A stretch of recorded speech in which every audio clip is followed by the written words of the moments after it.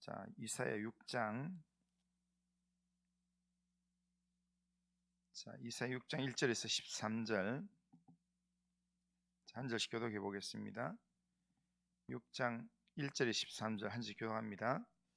우시야 왕이 죽던 해에 내가 본즉 주께서 높이 들린 보좌에 앉으셨는데 그의 옷자락은 성전에 가득하였고 스랍들이 모이시고 섰는데 각기 6 날개가 있어 그 둘로는 자기의 얼굴을 가리었고 그 둘로는 자기의 발을 가리었고 그 둘로는 날며 서로 불러 이르되 거룩하다 거룩하다 거룩하다 만군의 여호와여 그의 영광이 온 땅에 충만하도다 하더라.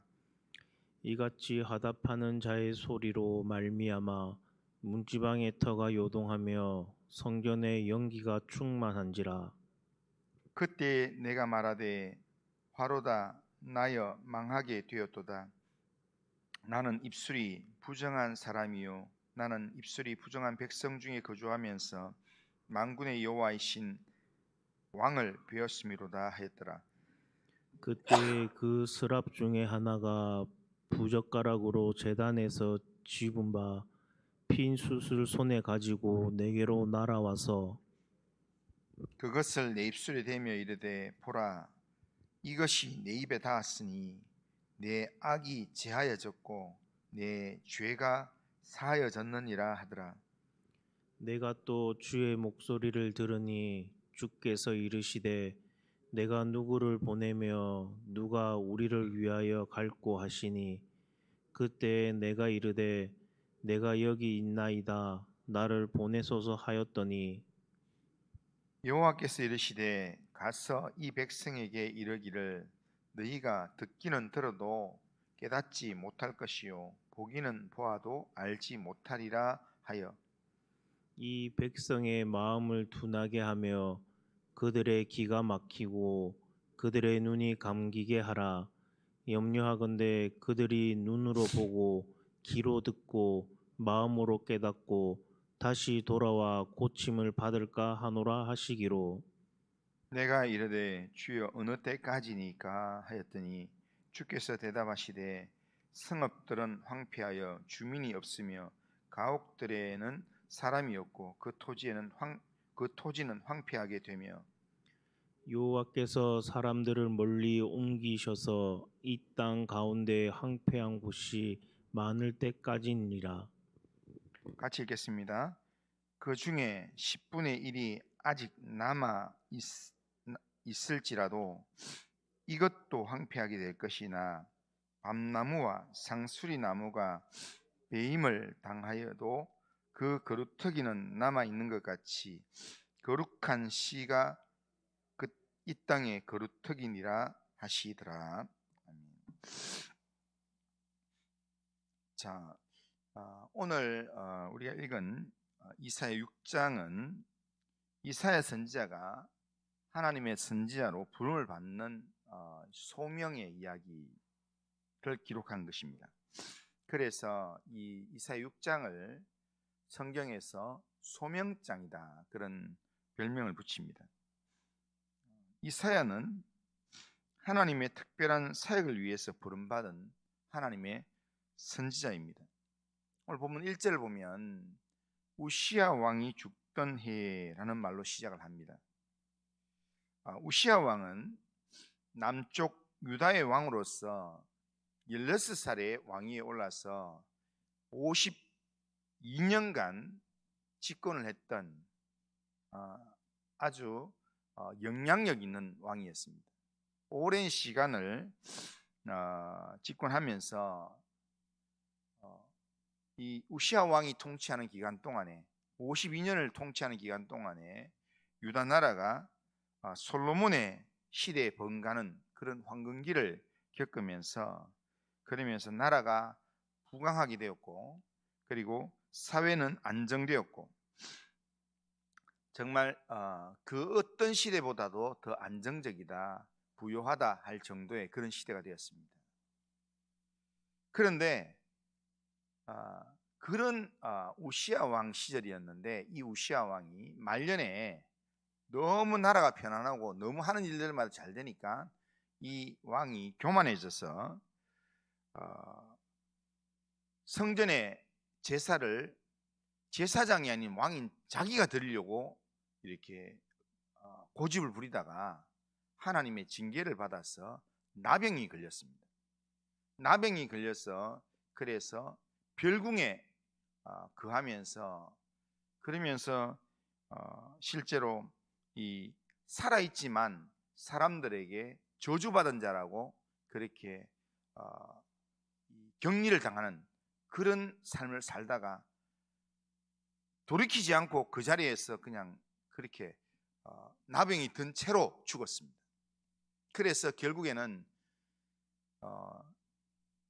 이 유다 왕들 중에서 제일 영향력 있게 살았지만 결국에는 조상의 묘실에 들어가지 못했습니다.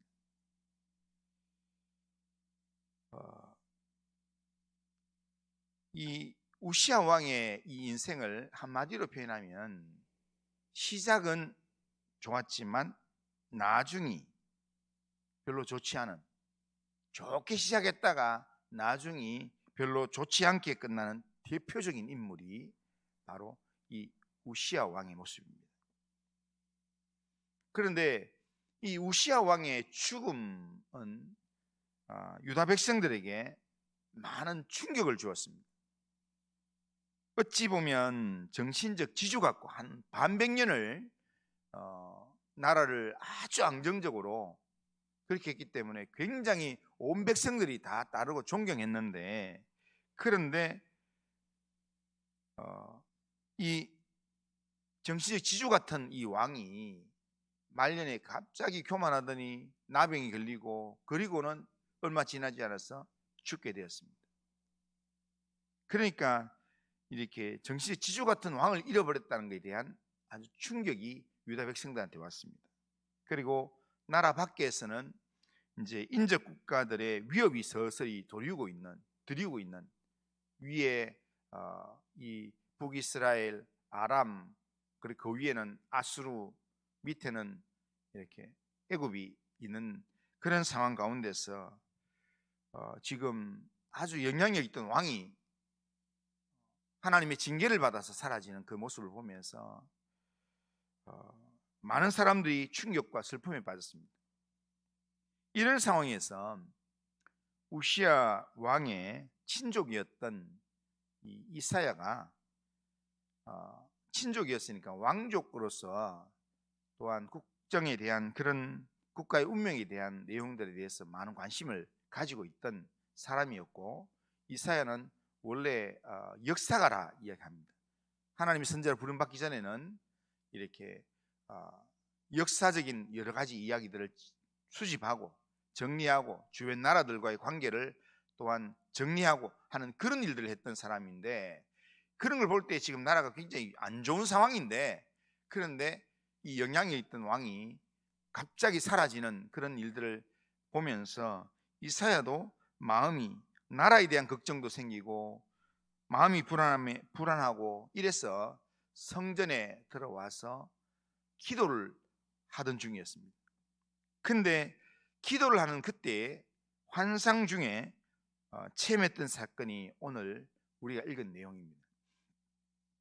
이사야는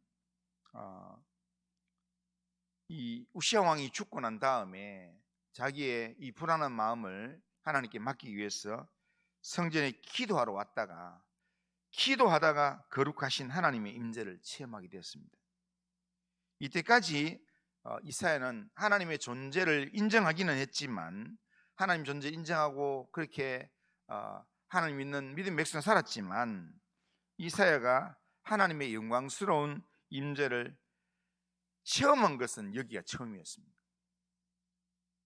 하나님의 존재를 믿는다는 것, 그리고 하나님의 임재하심을 체험하는 것, 이건 좀 다른 겁니다. 우리가 믿는다 하지만 실제로 하나님 임재를 체험하지 못하는 경우가 많습니다. 일반 성도들은 대부분 하나님의 존재를 믿습니다. 그러나 많은 성도들이 그렇게 존재하시는 하나님 임재를 직접적으로 체험하지 못하기 때문에 능력 있는 삶을 살지 못하고 절제된 삶을 살지 못하는 것입니다. 오늘 본문의 이사야 선지자는 성전에서 살아계신 하나님의 임재를 직접적으로 체험하게 되었습니다. 두 눈으로 보았습니다. 천사들의 소리를 귀로 들었습니다. 성전에서 하나님의 거룩한 영광 가운데 하나님의 보좌 위에 앉아 계신 하나님을 보게 되었습니다. 그리고 거룩하신 하나님 주변에는 스랍이라는 천사들이 하나님을 찬양하는 소리를 듣게 되었습니다. 천사들의 찬양이 얼마나 힘이 있던지 문지방의 터가 움직이고 연기가 충만한 그런 영광의 장면이 연출되었습니다. 그런데 그 순간 하나님의 영광을 보게 되면 뭔가 놀라운 일이 일어날 것 같은데, 그런데 하나님의 영광을 보았던 바로 그 순간 이사야는 하나님의 영광 앞에서 탄식하기 시작했습니다. 왜냐하면 하나님의 영광 앞에서 자신의 부정한 모습을 깨달았기 때문입니다. 인간은 누구나 하나님 앞에 서야만 우리의 이 참된 연약한 모습이 보이게 된다는 겁니다. 하나님 앞에서 자신의 진짜 부정한 모습을 발견한 이사야는 5절에 보면 하나님 앞에서 탄식을 합니다. 그때 내가 말하되 화로다 나여 망하게 되었도다. 나는 입술이 부정한 사람이요 나는 입술이 부정한 백성 중에 거하면서 만군의 여호와이신 왕을 배웠음이로다. 그렇게 고백합니다. 한마디로 자신의 입술이 얼마나 부정했는지를 보게 된 것입니다. 앞에서 이렇게 하나님께서 여러 가지 이야기하시는 이 백성의 죄, 유다 백성의 죄, 예루살렘의 죄, 나라의 죄를 막 지적하고 그러면서 이렇게 했는데, 그래도 나는 기도하고 나는 하나님 앞에서 그래도 하나님의 음성을 듣고 열심히 살려고 하는 그런 사람이다라는 의로움 가운데 그렇게 했는데, 그렇게 말했던 그런 자신을 지금 하나님 영광 앞에서 보니까 자기가 죄인이라는 사실을 알았습니다. 그래서 내가 이런 죄인이 하나님을 배웠구나 하면서 탄식을 할 때, 그럴 때 죄를 회개하는 이사야를 하나님께서 버려두지 않았습니다.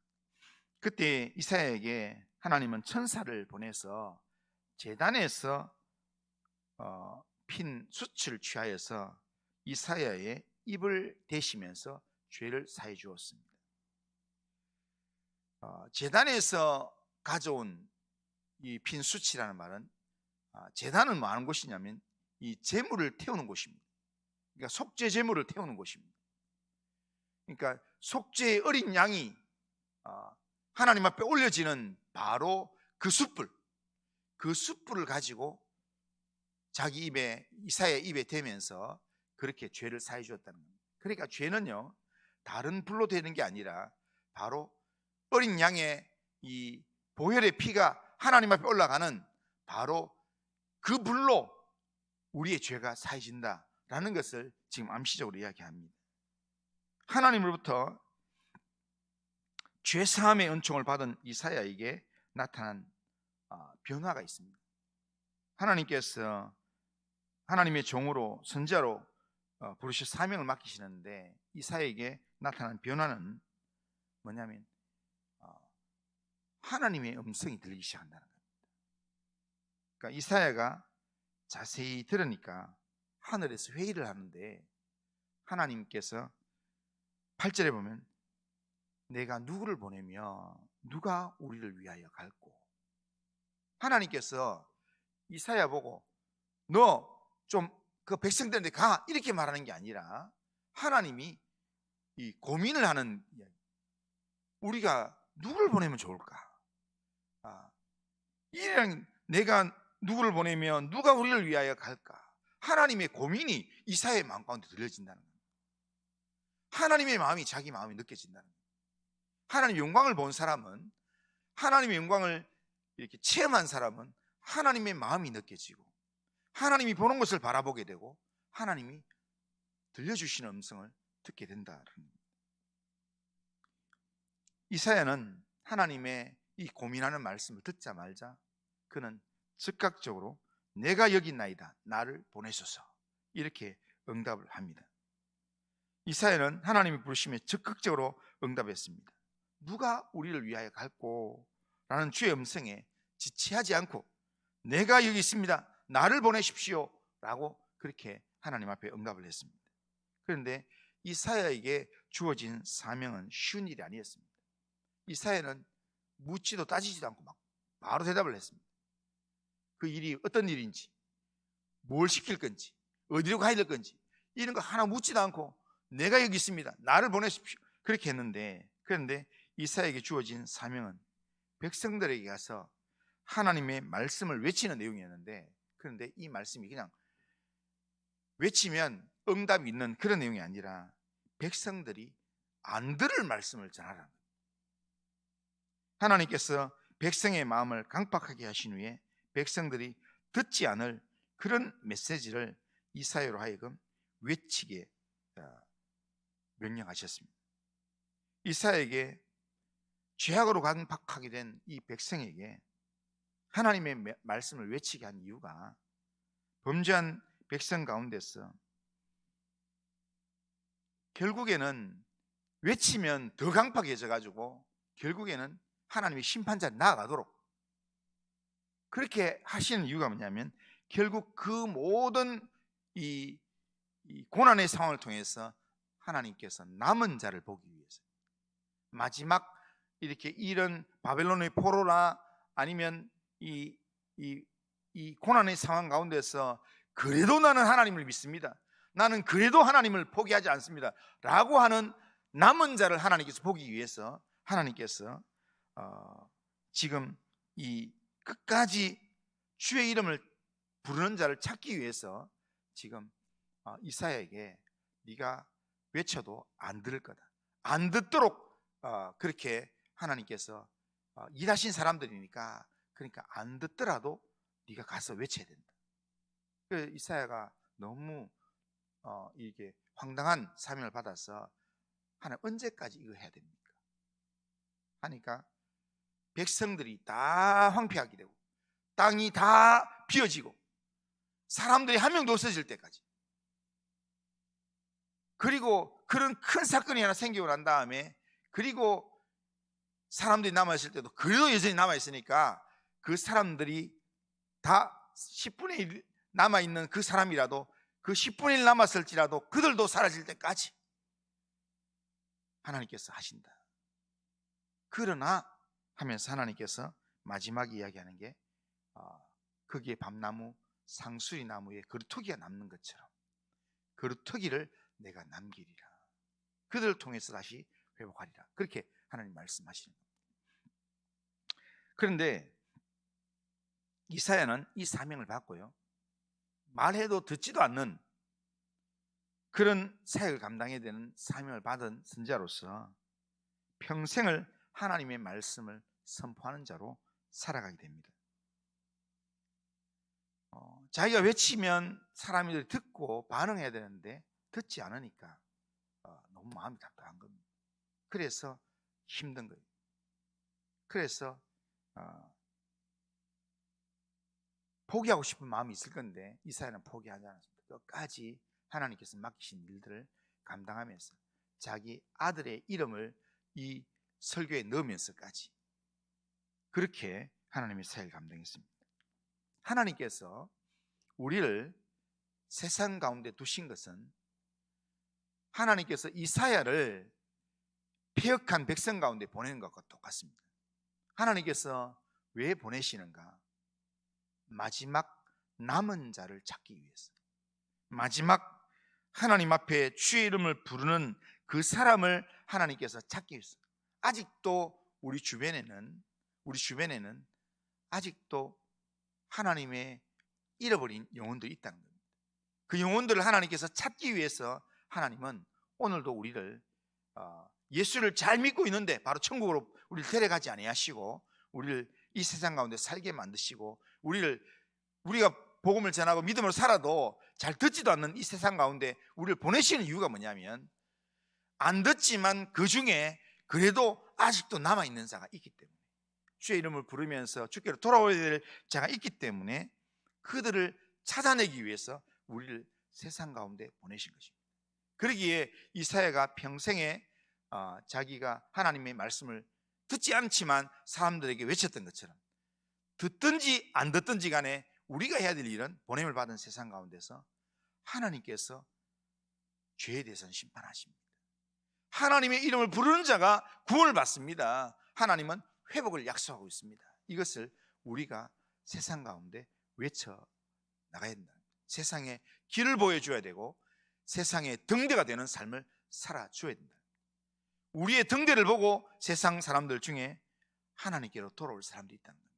그래서 오늘도 이 하루에 우리의 삶 가운데서 누가 단감동에 가고 누가 부암동에 가고 누가 이 부산 땅에 갈 건가, 우리가 누구를 보내면 좋을까 할 때 이사야가 고백했던 것처럼 주님, 내가 여기 있습니다. 나를 보내십시오. 이렇게 응답하면서 하나님의 말씀을 증거하는 하나님의 사람으로 살아가기를 주님의 이름으로 축복합니다.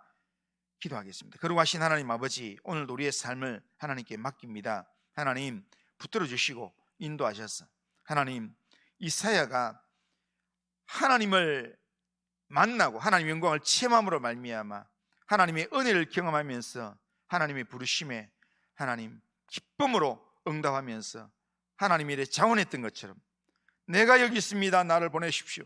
그렇게 자원했던 것처럼 하나님 일에 하나님 자원하는 심령으로 하나님 앞에 나아가도록 우리의 삶을 붙들어 주시고 인도하여 주옵소서. 오늘도 우리의 삶의 자리에 누구를 보낼까 하나님께서 하나님 고민하실 때 하나님, 내가 여기 있습니다. 나를 보내십시오. 하나님 앞에 자원하는 우리의 심령 되도록 인도하여 주옵소서. 예수님의 이름으로 기도드리옵나이다. 아멘.